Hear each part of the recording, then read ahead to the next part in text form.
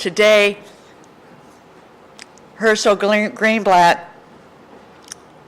was born in the caves of Ukraine, and he survived the Holocaust because of the resourcefulness and determination of his parents in evading the Nazis. As he states, "It is because of my parents' unwavering will that we were able to survive the horrors of the Holocaust."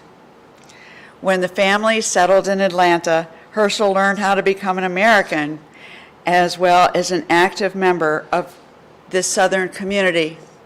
Many Holocaust survivors have been especially busy this week speaking around Atlanta, and Herschel will be speaking again tomorrow. We are grateful that he and Rochelle are here and that he agreed to come and talk with us. Herschel.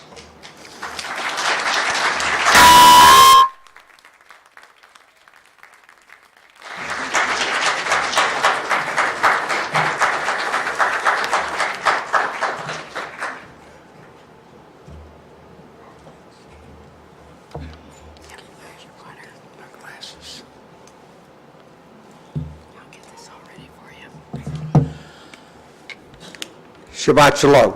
Shabbat Shalom.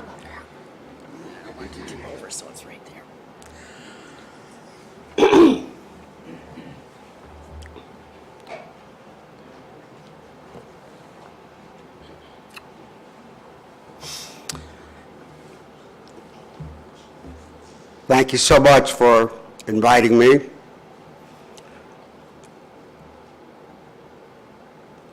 This service was meaningful, and I will be talking to you about my parents and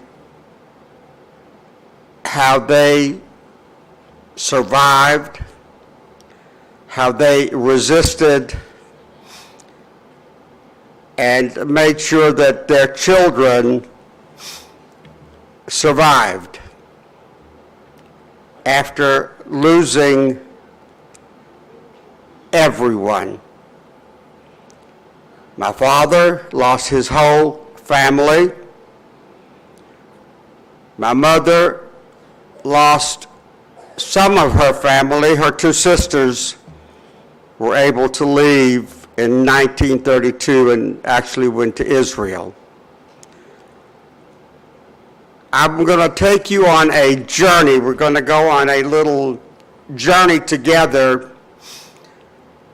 of survival, resistance, and just out pure guts.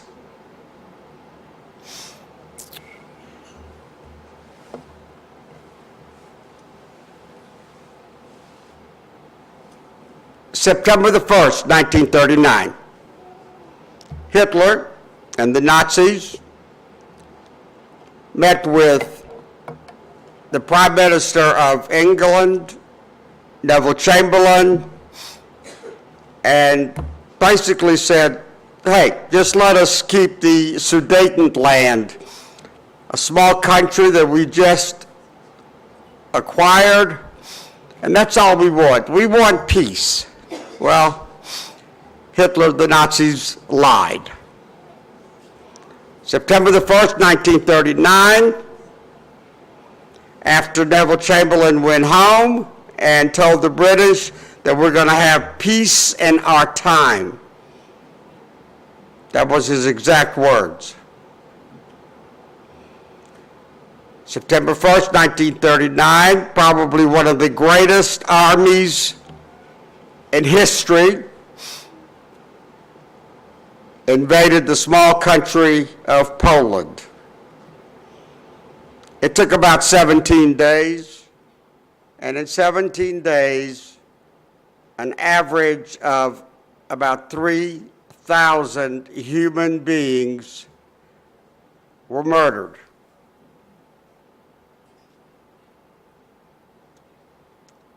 There was only one reason for that, They were Jews.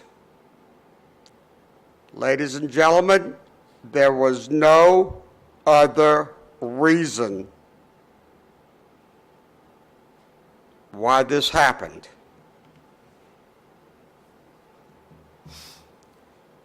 The ones that survived, what happened?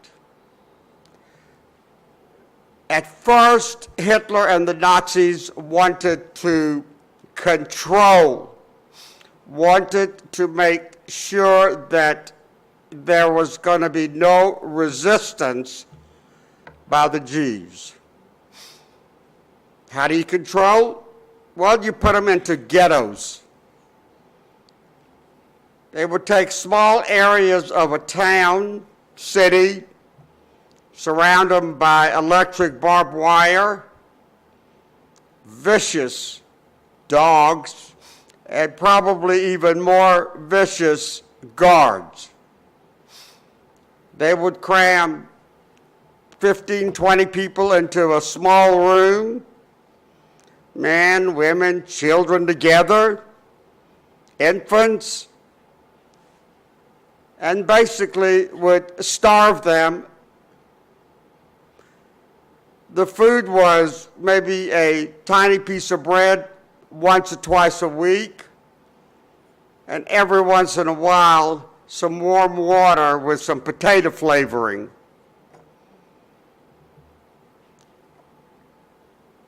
One of the worst things that you can do to a human being is starvation. Now, I'm not talking about, starvation, like you're going to go home after school maybe, you say, hey, Mom, I'm hungry. Well, get a snack. It wasn't that kind of starvation. It was just pure out and out agony. Let me describe the conditions in these rooms that these people were forced. Toilet facilities? No. If a young lady wanted to go to the bathroom, there was a can or a pot in the corner of the room and she could just squat down in front of everybody. They took away her dignity. If an elderly died, they would just let him lay there. My father, 19 years old, wanted to fight back. My father's hometown, the city of Lublin, which is right on the border between Poland and the Ukraine. My father was the youngest of 16 children. The other 15 were all girls.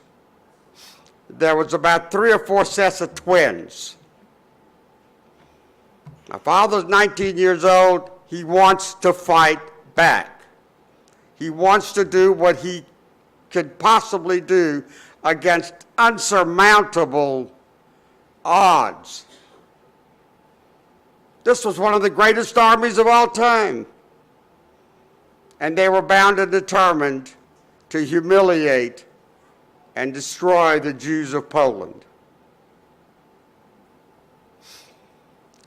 My father would hide along with other resistance. They would hide in the sewers and basements and attics and fight with whatever they had, rocks, stones. They had some guns. But that's the one thing the Nazis did not want anybody to fight back. So he was being hunted. He made a decision.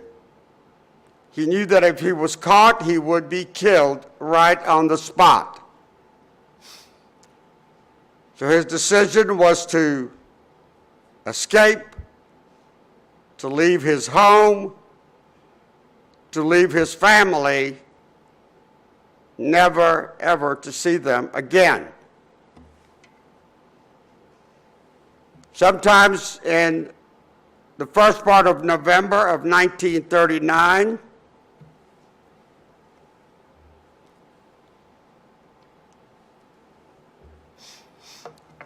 my father escaped across the border into the Ukraine. This is what the Ukraine looked like in 1939, part of Russia. Now, I'm going to give you a little bit of a geography lesson here. I want you to look at this map, and I want you to separate the Ukraine into 4 specific areas: A, B, C, and D. And in a few moments, I'll tell you why. Now, he escapes across the border, but he still wants to resist. He still wants to fight. Now, who are you going to resist and fight against in Russia? The Russian police, the Russian gulags, even the Russian people. They would take away their properties, they would humiliate, they would destroy their synagogues, they would defile the Torah. Eventually, my father found his way into an area of the Ukraine near the city of Kremenchuk.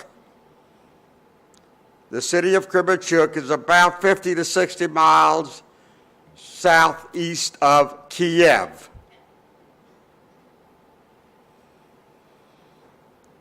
In that part of the Ukraine, there are hundreds and hundreds and hundreds of underground caves, subterranean caves.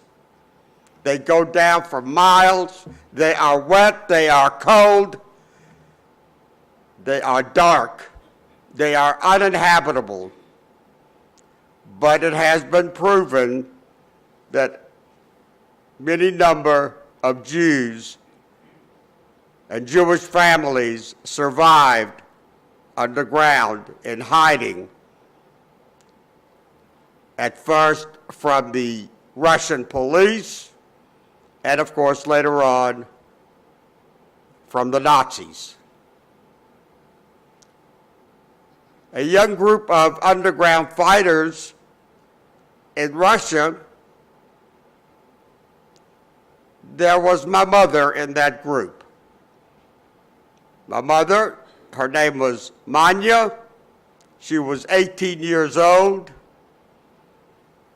I'll describe her to you. She was maybe right at about 5 feet tall, and I don't think she ever went over 100 pounds.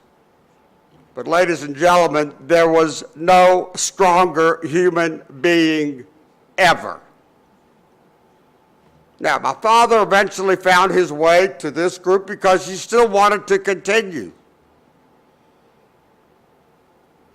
He met Manya. Hey, he's 19, pretty good looking. I look a lot like him. My mother, she was beautiful. She was one of the kindest people you would ever want to meet. They met, of course, they fell in love, and in the early summer of 1940, they got married. In all the turmoil, in all the ungodliness of the Nazis.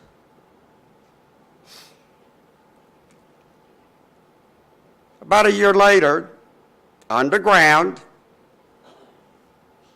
I was born.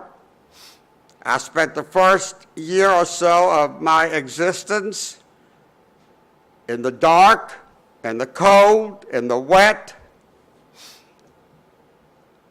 But my mother made sure that I survived. June 1941, the Nazis invade Russia. One afternoon, my parents, it was their turn to go out for supplies or food, and a little bad luck. They came upon a small battle or a fight between some Nazis and some Russian soldiers. They were hiding behind some rocks, and a Jeep blew up. The shrapnel from that Jeep, a piece of it found its way into the upper right leg, right at the hip of my mother. She was bleeding to death. My father had to make a decision. I've got to get her to a hospital. I've got to save her. Now, you know, back then you couldn't pick up a phone and dial 911. All my father had was a horse-drawn cart, and he knew that if he tried to take her to a safe place, which was about 45 miles away, and also try to take a young infant child, the probability of the three of us making it was going to be impossible. So, what did he do? He left me. He told the people that he was with, the families down, and he said, I'm going to have to leave my son with you because if I don't get my wife to a hospital, she's going to die. So he said, but we'll be back as soon as we can get medical attention. And hopefully my child will still be alive. About 8 or 9 weeks later, both my parents came back, my mother on crutches. My mother was pretty much in tremendous amount of pain for the rest of her life.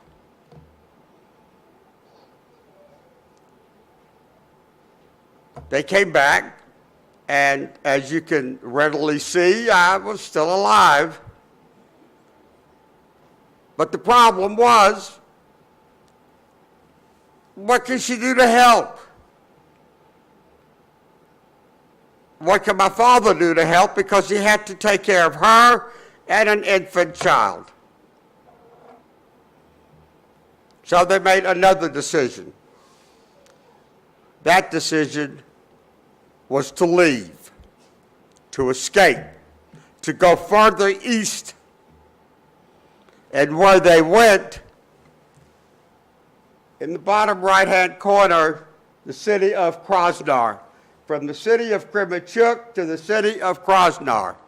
It's about 350 miles, give or take a mile or so. First thing my father did is our clothing became so terrible, we pretty much became like gypsies. What my father did is we actually hid in plain sight. He took every piece of identification that we had and destroyed it. We became nobody. 350, 400 miles. It actually took us about 3.5 months to make that journey. Now, that part of the Ukraine is very heavily forest. There's a lot of vegetation, good places to hide during the summer. We get there, we hide with about 20 some odd families. It's summertime, Weather's good, but what about the Russian winters? We would freeze to death. So my mother went from house to house begging, I'll clean your houses, I'll clean your toilets, I'll sew, I'll cook, whatever it takes. Just let me and my family sleep in the basement where it's warm.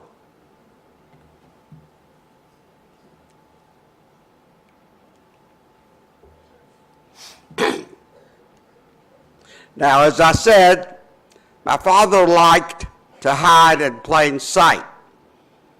Well, you can't get any plainer than actually working with the Russian army.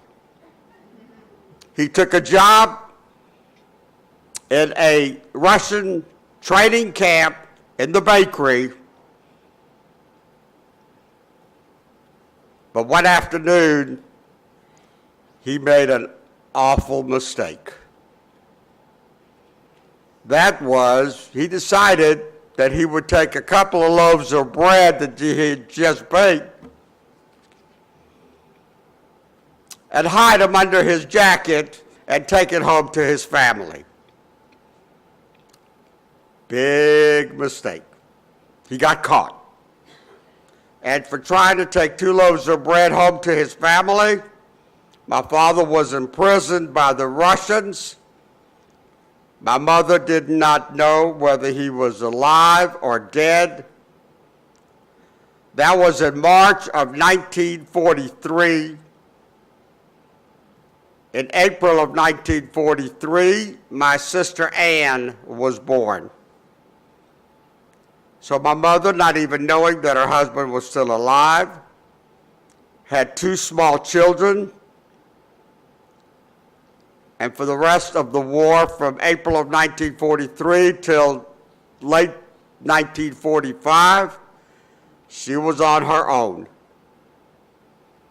And often I would ask her as we sat at the table in the kitchen while she was cooking dinner,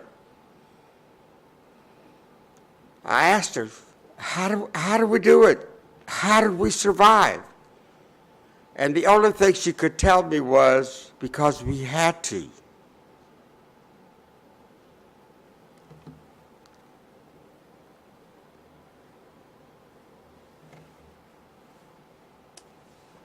Just a picture, and mainly where all the caves are in the Ukraine. And in the right, that's how the caves looked. You had to go down into them. They were steep, and they were cold, and they were dangerous. Let's go back. As I said, picture the Ukraine into 4 specific areas.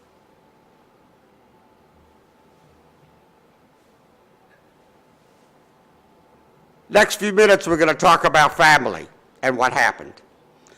This is my grandparents, my mother's parents. By the way, these pictures my mother snuck out in her black pocketbook. So that's how I have them.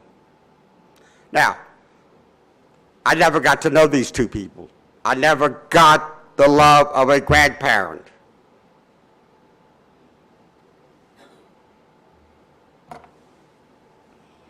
That's the same lady, many, many years later. That beautiful infant child that she's holding is my mother. That is one of her brothers. She had 2 brothers. And that is one of her sisters. She had 2 sisters. As I said, her sisters were married. They were much older than my mother. They married, and they left for Israel in 1932. So thankfully, I still have family in Israel.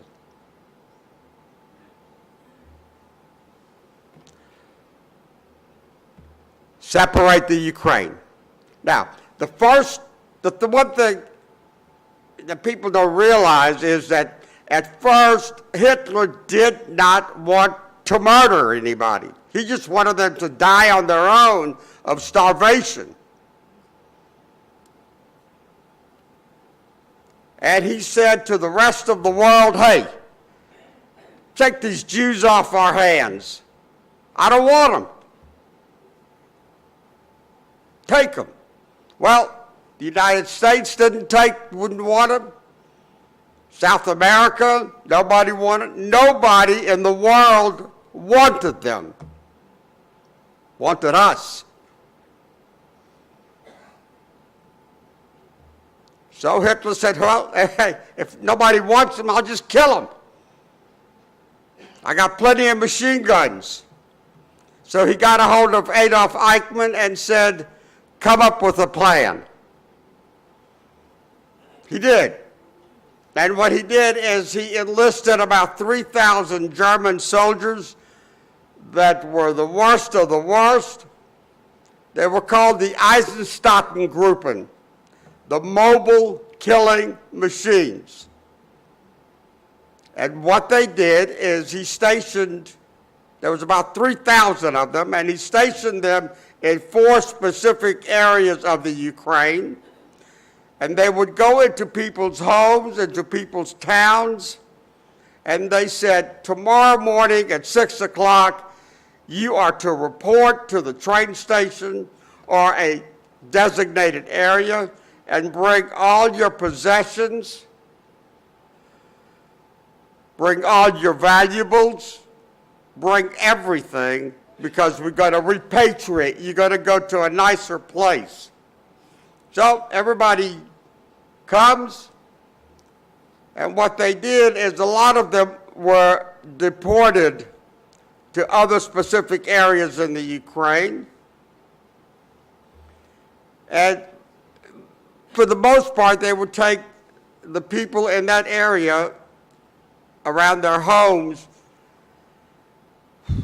and they would march them to a secluded area where there was no witnesses,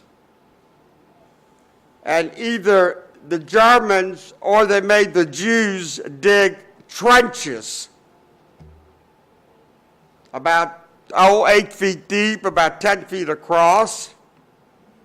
They took their possessions away. They made them naked, make them take all their clothes off. The women, they shaved their heads because they used the hair to make uniforms. And once they did that, and again, it was men and women and children together, it didn't matter because that's how they would humiliate. When you're naked, it's the worst of the humiliation. They would march them into the secluded areas, and then they would take the men and line them up in front of the trench, and they had stationed machine guns about 6 feet apart, and they would shoot them in the back with machine guns, and they fall into the pit. And if they're not dead yet, they stood right above them and just shoot them individually. And then they would take the women and children. Now, why do they take the men first? So to be sure there was no resistance when the women and children were murdered. Infants, they didn't even want to waste a bullet on them. They would just throw them in the pit, knowing they would die when they were covered up with dirt.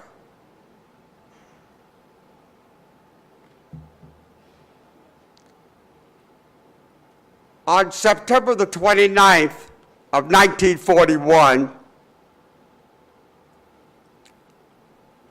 it has been verified at a place called Babi Yar,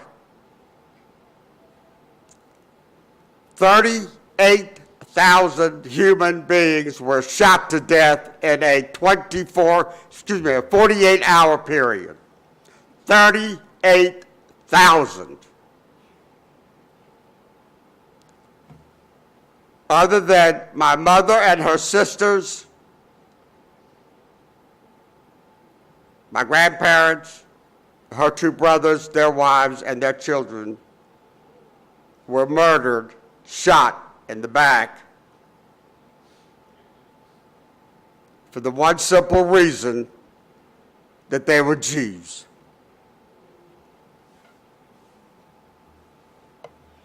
My father's family, or some of them, that's my father in the upper right-hand corner. Those are some of his sisters, their husbands, his parents. My father found out after the war what happened to them. Now, Hitler finally said, hey, I'm spending a heck of a lot, I'm wasting a heck of a lot of money, and soldiers shooting these people to death.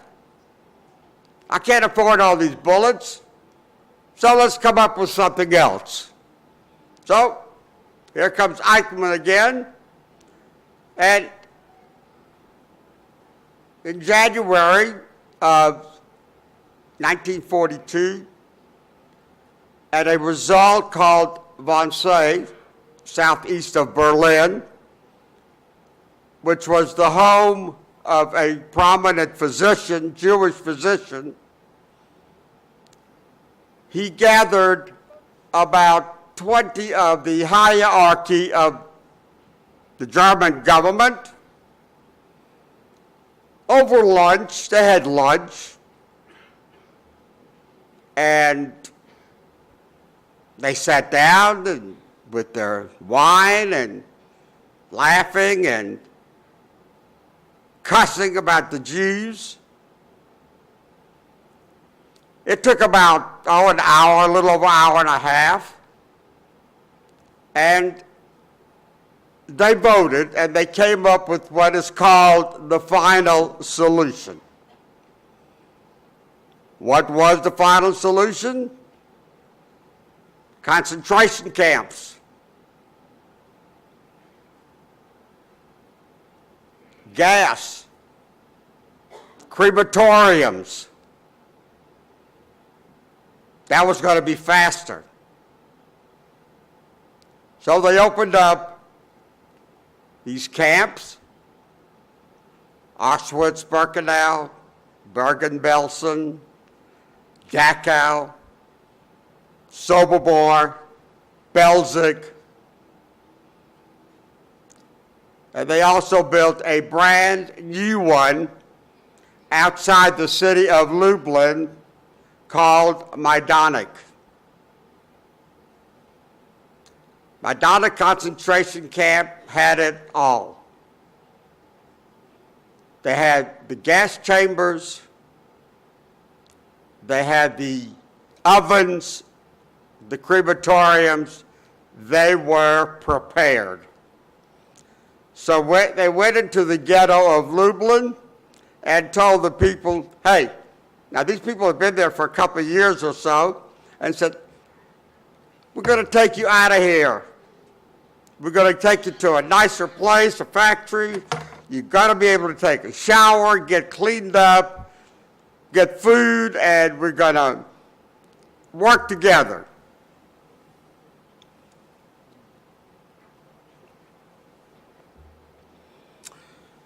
So they marched all the people out of the ghetto, about a mile and 2 miles to Majdanek, and they told them to get undressed, that they were all going to take showers. And they made the men and women and children take showers together. And they weren't families. Again, humiliation. Once they took the showers, they said, well, you got to go to another area to be disinfected because, the lice and all the other. So they shoved them into this other room, and there were other shower heads, but there wasn't going to be any disinfectant. From the ceiling, they threw in Zyklon B pellets after they locked the doors and they crammed these people in so tight that they couldn't move. After a while, the screaming, the crying stopped.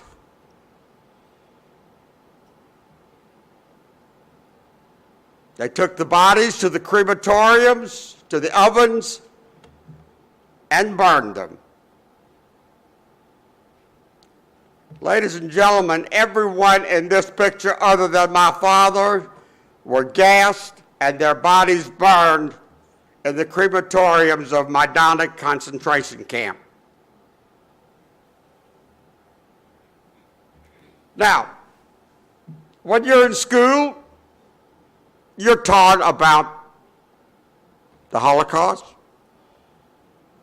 Probably the first thing that you're told, 6 million human beings. You were given a whole lot of numbers. 1.5 million children under the age of 12. 1.5 million children under the age of 12. So you sit in class, well, they're just numbers. They're not numbers, ladies and gentlemen. Those are two of my father's sisters, one of the set of twins, their husbands. They're human beings, they're not numbers. So, my father found out after the war what happened to his family and what happened to my mother's family. That's what he did for almost 5 years. After the war, I very, very rarely saw my father.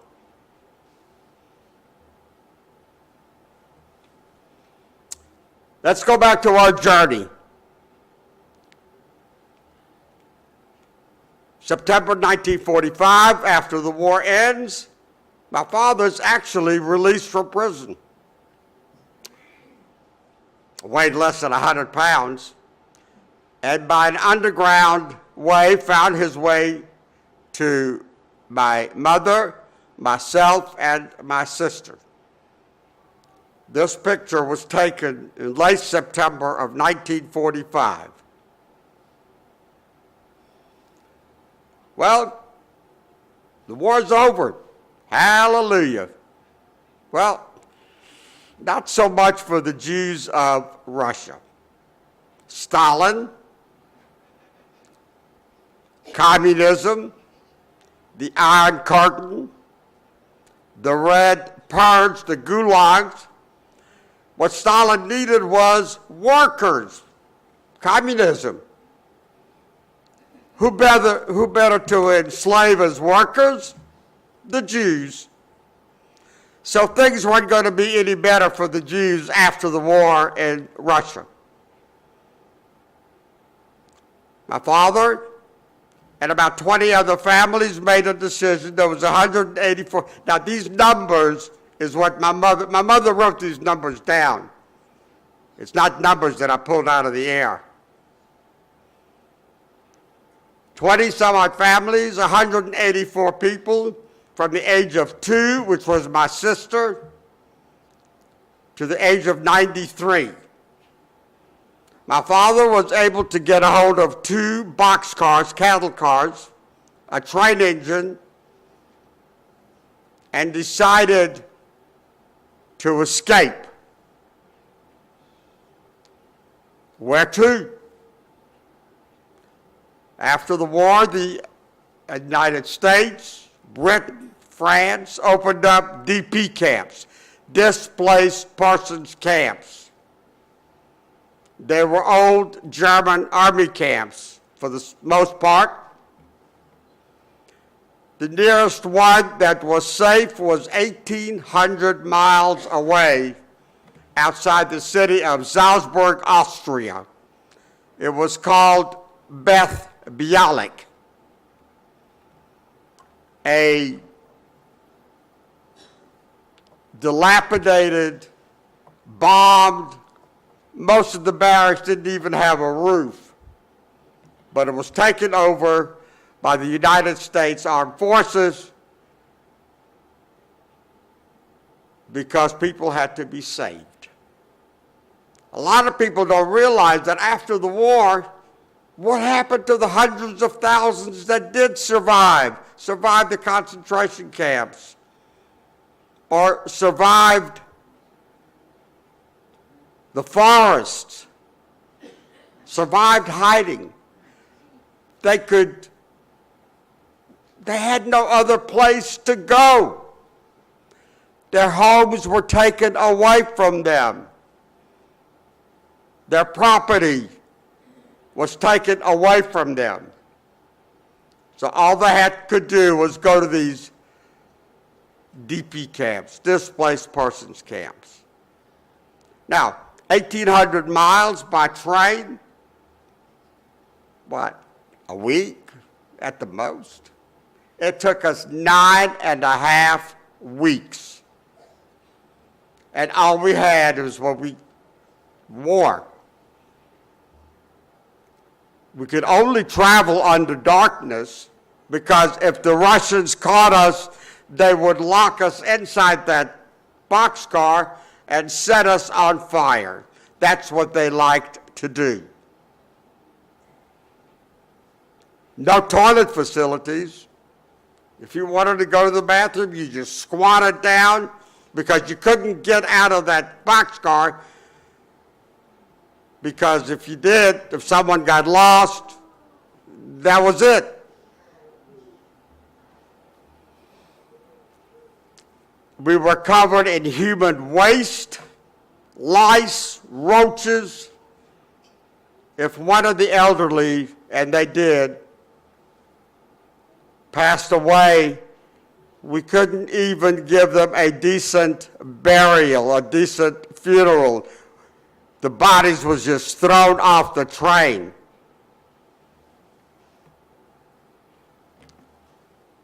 It made us almost inhuman, but we had to survive. Finally, late November 1945, we crossed the border into Austria. Now, ladies and gentlemen, everything that I've told you up until now about what happened, of course, I got that from my mother as I was growing up. The rest of the story and the rest of the journey is what I remember with my own eyes. I was 5 years old. The doors of the boxcar open up. There are bright spotlights. And I've looked down, and there are soldiers. Uh-oh. I didn't know, American soldiers, German soldiers. I didn't, I was scared to death. I really was. But then I realized these soldiers, none of them had a gun. None of them were there to kill us. None of them were there screaming at us like we were animals. They took us off the train very gently. There were 32 children, my sister being the youngest, and they separated the girls from the boys. That was nice.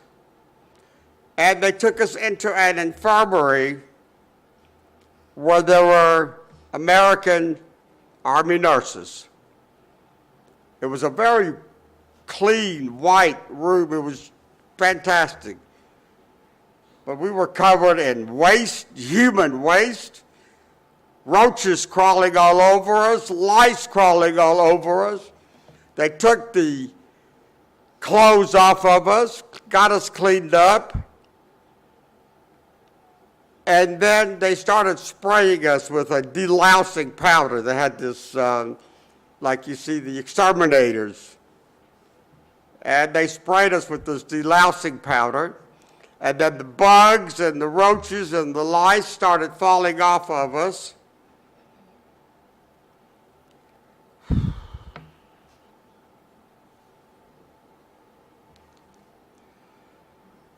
and we started bleeding from the bites. I've got enough scars on my lower back and my legs. It's just a reminder so I don't ever forget what happened. They got us cleaned up. They gave my father a couple of blankets and what barrack to go to. And these barracks, a lot of them didn't even have roofs or, and when it rained, we slept on mud. But we were given food, we were given medical attention, and it took about a year and a half. Now, after we started looking like human beings, they had to transfer us to another camp because other people still kept coming. So we were transferred to a camp called Halide. Halide was almost like a resort.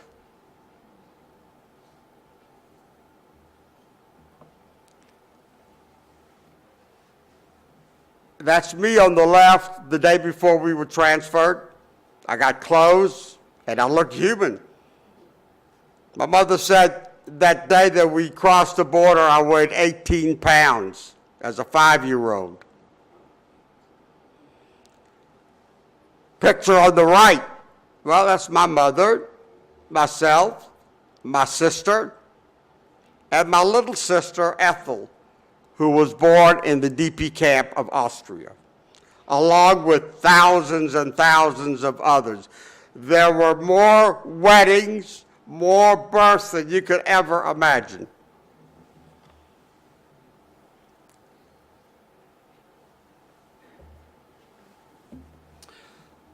By the way, who do you not see in this picture? My father. Why?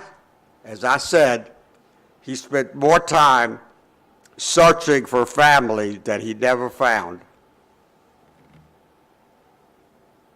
Once we were transferred, we were given our own room. We had a window, we had a door, we had food.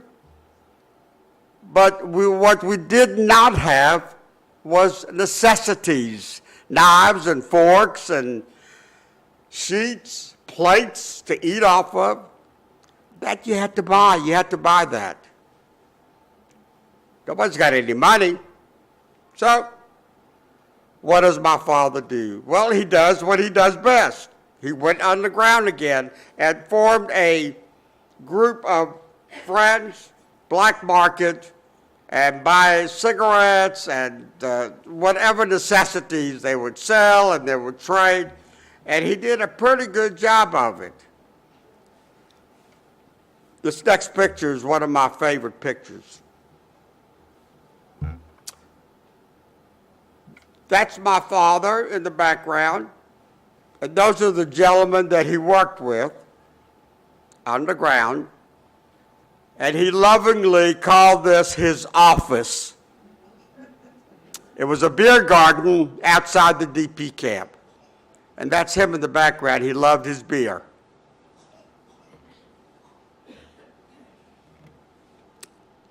This is my 7th birthday party. Boy, I tell you what, there were birthday parties every day, every night in this place. Everybody loved to celebrate their birthdays because they could. And those are my friends. My mother in the background. Just one real interesting story. Every afternoon we found out that a convoy of American GIs would come right through the camp in the front, main road. And we would take our little flags and we ran up to the gate and wave, and they would stop. And when they did, they started throwing candy bars at us. I had more Hershey bars thrown at me, boxes of them. We could all eat together for a long time. Just one thing that, the GIs after World War II did. If it wasn't for the American GIs after the war, that number of 6 million would have been much higher. So, sir, I thank you for your service.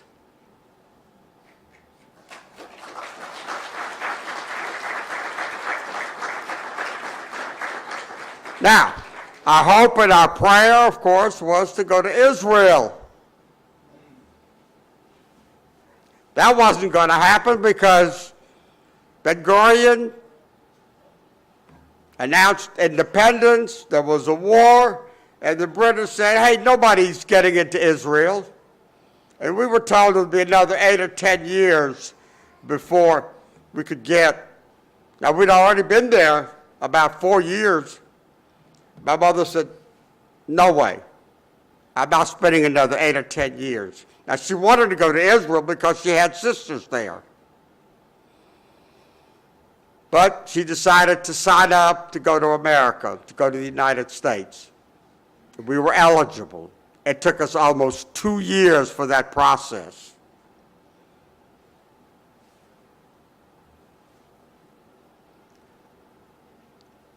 Life in the DP camp, that's me, on my way for Rosh Hashanah and Yom Kippur, and you don't see a soldier behind me beating me. On the right, hey, every little Jewish boy has to go to Cheder, has to go to Hebrew school. So during the summer, I would run in and put on my talit katan. On my way, I'm barefoot, but I had to go. That was mandatory. Finally, November 16, 1950, we board the USS General Bilal on our way to America. 10 days later, the day before Thanksgiving, 1950, as I'm sleeping down below deck, my father comes down and wakes me up, and he says, we got to go up on deck. There's something I need to show you. We go up on deck. Now, and I noticed that the ship is standing still, and we get to the rails, and I look out, and everybody is either crying or laughing or singing. And I look out and I kind of see why. I saw her. There she was, all lit up. And I could hear what she was saying. She was saying, welcome. She was saying, you are home, you are safe, you have a future. There she was.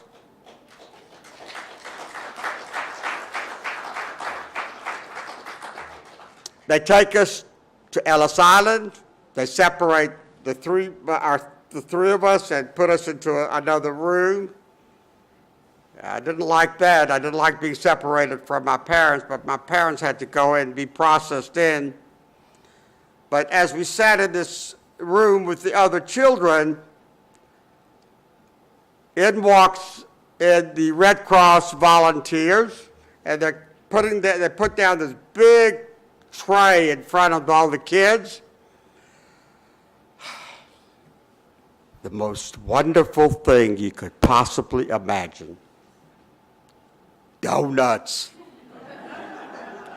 Good old American donuts. Milk, hey, I'm 8 years old. I can do this. This is good. Then they give us a box, Red Cross, and inside are gifts from sixth graders in the United States. Well, hey, I'm 8 years old. Maybe I got a bunch of toys. No toys. A white washcloth, a tube of toothpaste, Colgate, a bar of Lifebuoy soap, a toothbrush, and a roll of 5 flavor lifesavers. That was my wonderful, wonderful gift from the 6th graders of the United States. They put us on a train, and we're on our way to Atlanta, Georgia. To me, it could have been Timbuktu. I had no idea. None of us speak English. Later that night, the conductor comes over and motions that we have to get off. We don't speak English. He takes us off the train and he parks us Thanksgiving morning, about 3 o'clock in the morning, parks us right in the middle of Union Station in Washington, D.C. And here we are. We look like the Von Trapp family. Finally, there was a soldier on his way home for Thanksgiving, and he kept looking and kept looking, and he finally figured out that we weren't from around here. He walks over, my father hands him our papers, and he finally realizes where and what train, puts us on the right train, and he has a sack full of tangerines because he was going home for Thanksgiving. He takes a tangerine and gives me one and my sisters one. And then he goes in his pocket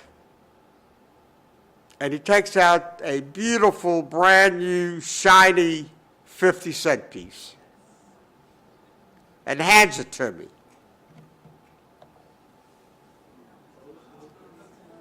Still have it.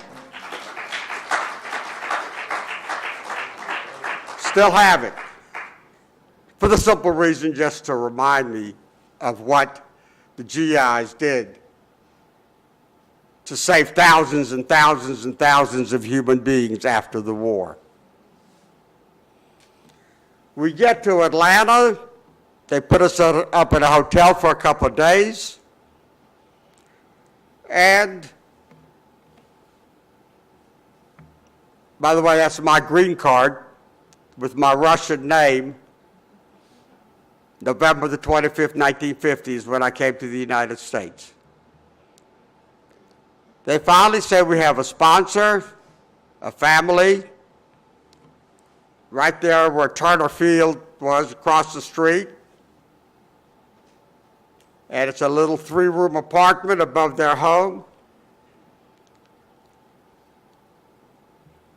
That family became lifelong friends. The next Monday morning, Mrs. Goldwasser, who was the lady, she comes up and takes me and my sister Ann and gets us dressed and marches us down the street about 3 blocks to James L. Key Elementary School.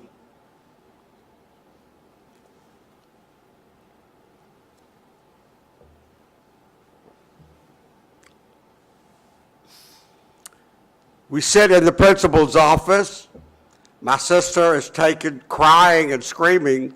She was scared to death, and so was I. I was scared to death. I had no discipline. I had nothing. Just a scared little boy. A few minutes later, a teacher walks in. Young lady, about 22, gorgeous. She looks at me, and she's a 3rd grade teacher. She takes a look at me and she says, "You are now an American. You will learn how to read, how to write. You will learn American history, American geography. No more of the past."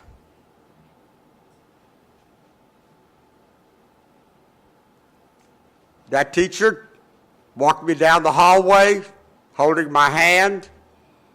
We walk into the 3rd grade. And 6 months later, I could read, I could write. I knew my American history for the most part. I could name every president. I could tell you every state that what they grew in, their capitals. One day, I was doing a presentation about Abraham Lincoln. It was in February, just about 3 months after I got there, and I was doing a presentation about Abraham Lincoln. And our clothes, we didn't have much clothes, a lot of stuff that was just donated to us. And I had on a pair of pants that was about 3 sizes too small. And you know how third graders can be. Well, they laughed at me, kept laughing. This teacher, her name was Frances Fitterman, stood up and told them to shut up. Told them that that was not how to treat a different person. That afternoon, when school ended, she grabbed me, got in her car, and she took me downtown Atlanta, richest department store, and bought me my first pair of jeans. She also took me to the library and got me my first library card. That teacher is the reason that I could stand here and speak to you. Because if it hadn't been for her, I don't know which direction I would have been able to go to. My father became a citizen. My father had a job with a large scrap metal company. One afternoon, he got hurt, couldn't work any longer. So the man who owned the company took my father to the First National Bank of Atlanta and co-signed an $1,800 loan for my father. My father bought a small neighborhood grocery store in an area of Atlanta called Buttermilk Bottom. Anybody ever hear of Buttermilk Bottom? You look a lot younger than that. Buttermilk Bottom was one of the worst black ghettos in the city of Atlanta that you could possibly imagine. Young black children walking around barefoot, cold, hungry, living in squalor, without electricity, without running water, right in the middle of downtown Atlanta in the United States. My father said, "What the heck is wrong with this picture?" My father owned that business from 1952 to 1969. And in that time, he paid it forward. He helped to feed. He would give food away. He would give food on credit. He would take kids to Grady if they needed medical attention. He did what he could. And he taught me and my sisters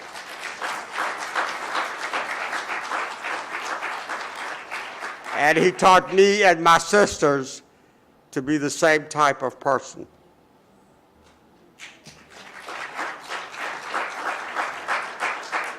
My mother also became a citizen.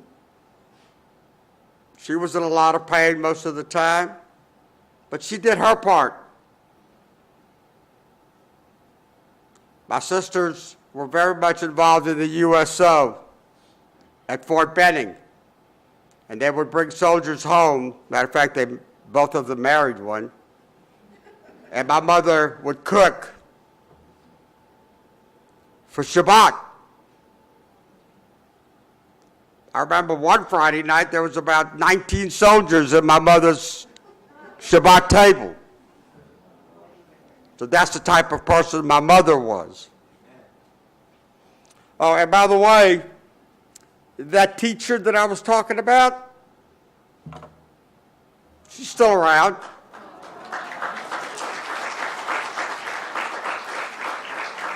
She and I have the same birthday, so we just Yeah, I just turned 78 and she just turned 94. But,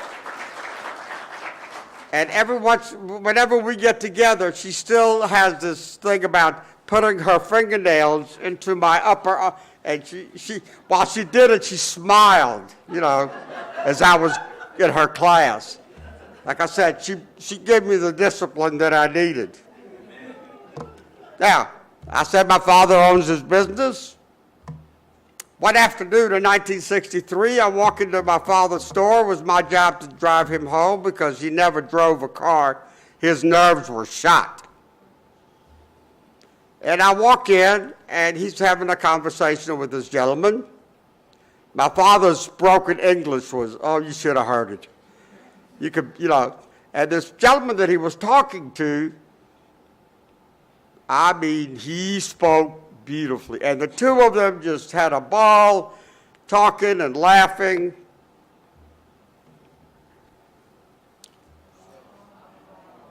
Dr. Martin Luther King and my dad were friends from 1963, of course, to 1968, when he was shot. Dr. King fought against hatred in his way. My father fought against hatred in his way, quietly. I grew up in Atlanta, went to high school, typical teenager, joined all the clubs, followed all the girls, and I found one that was so beautiful I couldn't resist. My wife, Rochelle, and we've been married for over 55 years.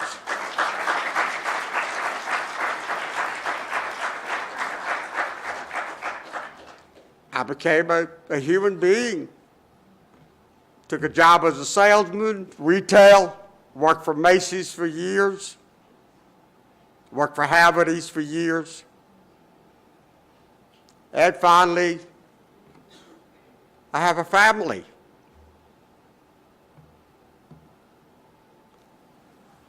That's me when I had hair. My wife, Rochelle, next to me. On the other side is my little brother, George, who was born in the United States. In front of me is my oldest son, Jeff. And to the left and to the right, Captain Herman Perlman, Captain Stuart Grossman, both United States officers in Vietnam. Both my sisters married soldiers. Those are my sisters, Ann and Ethel. My sister Ann is holding my nephew, David.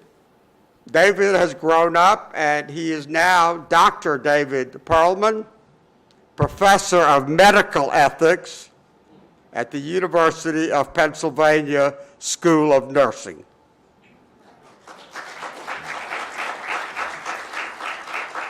How many of those would have, 1.5 million children would have grown up to be doctors, professors? How many of them would have maybe invented cures? They were not given that chance. Now, the rest of the story. That's my oldest son, Jeff, on my left. He runs one of the largest wholesale groceries distributors in the United States up in Connecticut. Next to him, my beautiful oldest granddaughter, Erin, graduated from Eastern Michigan University, summa cum laude, and now teaches high school Spanish in Virginia Beach. Behind her, that's her brother Eddie. Graduated from The Ohio State University with honors, and a week from today will graduate from Georgia State with a law degree. In front of him, that's in the yellow, that's his wife, Emily. Also graduated from the Ohio State University and now teaches special education pre-K 5 and 6-year-olds in Gwinnett County. And last year she was voted Teacher of the Year in her school. Of course, that's me and my wife, and standing next to me, my youngest grandson, Corey, also graduated from the Ohio State University, and now at 22 owns his own political consulting. He's a campaign manager for politicians in the state of Ohio at 22. And of course, next to him is my youngest granddaughter, Hannah, who's a sophomore at Georgia Southern, and yesterday came back from France. She studied in France for the last 6 months. And next to her, that's her mother, Karen, who's also a teacher, teaches science in Gwinnett County. And my youngest son, Jacob, who runs one of the largest IT companies dealing with medical insurance for teachers. It's all well and good.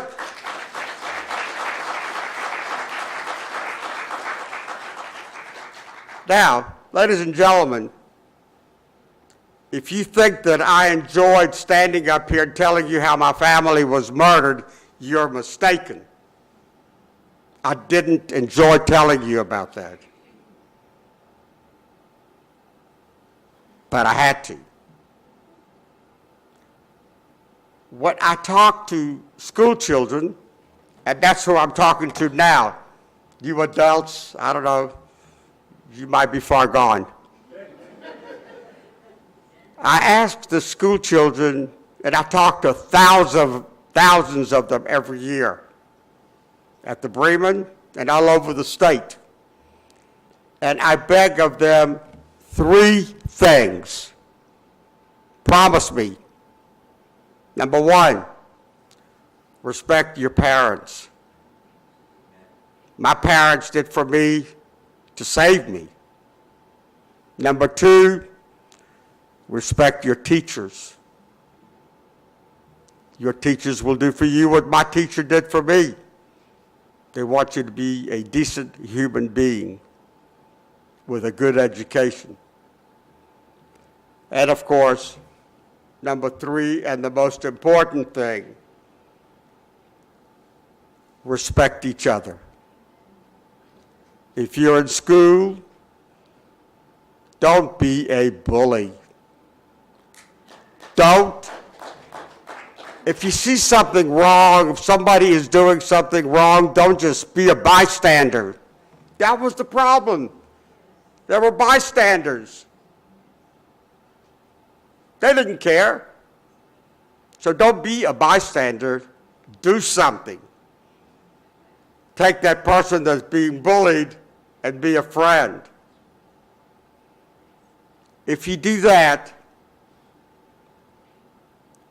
and just realize that you actually heard a survivor, because your children are not going to be able to hear a survivor.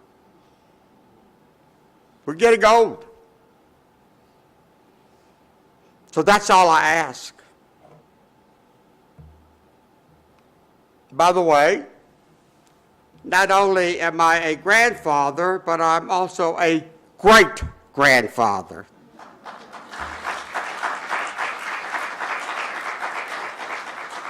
That's Eli. He's 2 years old. And I want the same thing for him that I'm asking of you.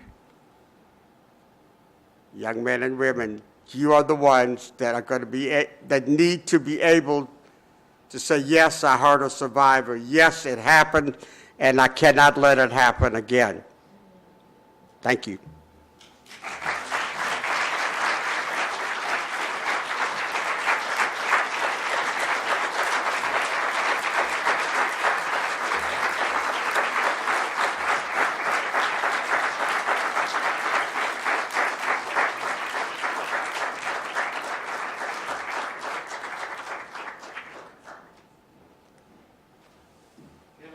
of applause.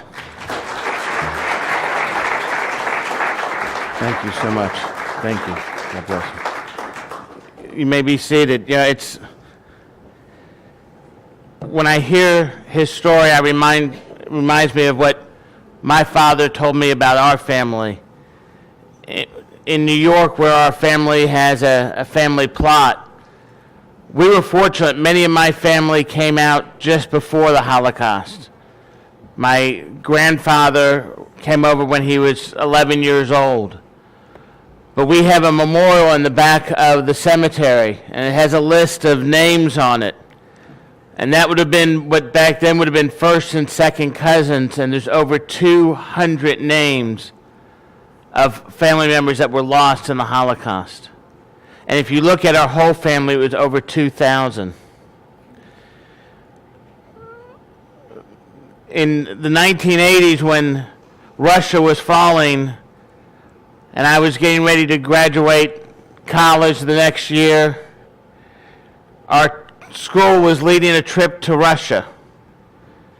And they were going to Minsk, which is where my family is from. We were actually from the Minsk and Poland are right there on the border, and there's actually a ghetto. It's still around today, and if you search the internet and type in Sokollow, it will show up. And that's where our family was from. And so we went to Minsk, and we toured around. And there's a memorial there for those that were killed. It's the only one that's written in Russian. It was 3 languages, Russian, Poland, and one other. And it tells about those who were killed. And I literally couldn't go down to this area. It was such a heaviness on me. Because what they told us, what they did is when they imagined Minsk being the Atlanta of today, and they took all the surrounding counties and areas close by, the ghetto where my family would have been from is one of them, and brought all the Jews into this big field. And immediately they asked for all that were doctors and nurses to stand up, and they took them away. Hitler was a fanatic about health issues. And then they asked for all those who were musicians and artists and those type of artsy people to stand up. And they stood up and they shot them dead. And they made them stand there. And if you got up after many, many hours, they would shoot you. There was less than 1,500 that survived from that area. One thing we can do is never forget. We're seeing the rise of anti-Semitism again in not only our nation and around the world. We're blessed here to be both Jew and Gentile. And it was those people who helped hide us, our families, that allowed us to be here today. Could you imagine all those great doctors and theologians and others that we lost due to the Holocaust? But it was the fighters that remained. So we should never forget the promise and what they did, and to hear the stories and the pictures. It's absolutely amazing, and thank you all for coming. I want to share with you one closing story. It's actually about our friend Rabbi Eric Tokajer. He told me a story a couple years ago that really was amazing about his grandparents. They had gotten married over in Russia, and due to the war they were separated, thinking the other one had perished. They went on to their ways. Like you said, your father went looking for family members.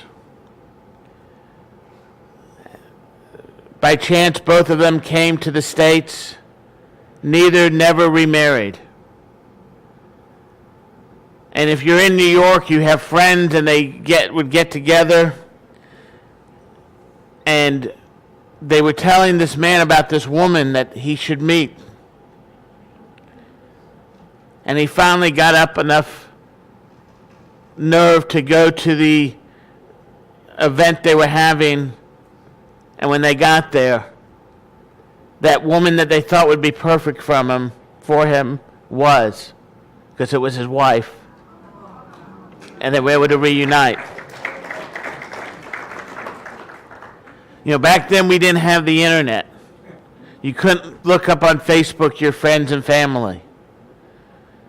And it's these kind of stories that reminds us what our people have gone through. And it's the Tyndall Boones who helped hide us and our families that made this possible. God has brought us together for this reason. But we have to remember we can never forget. When we were in Buenos Aires, Rosario, Argentina, and we did the festival down there of Jewish music and dance and proclaimed the gospel, we got to meet a Holocaust survivor who had a very similar story. She was a young lady who hid in the woods. And it's just amazing to hear these stories and to realize that each year fewer and fewer are going to be around to tell the story. But we can never forget. So thank you all for coming, and thank you for serving our country. As he said, it made a big difference. Let's all bow our heads. Abba, Father, we just come before you right now. And Lord, we thank you for the blessings you've given us. But Lord, we also remember those that perished. Those who perished serving our nation and other nations fighting the enemy. Those brave soldiers, men and women alike. And Lord, we pray for those that were killed in the Holocaust. But Lord, we also pray for those that survived, that have the scars, the memories. Lord, let them continue to be able to share so we can understand what truly happened. And we thank you for this opportunity. We thank you for what came from that. From out of dust was rebirthed the land of Israel. We thank you for that blessing. What man tried to destroy, what man tried for bad, God turned to good. Amen. We ask this in your Son Yeshua's precious name. Everyone said, Amen. Amen. Yeah, I mentioned about my brother Jay has been doing a lot with Israel. He was the signer for the witness for when President Trump signed over the Golan Heights acknowledging that Israel has that as its property. I found out the other day my brother was a big influence on getting that done. If you notice, it kind of came out of nowhere. And I was told by my other brother that Jay got a call from Netanyahu and said, we need to get this done. And guess what happened? It got done.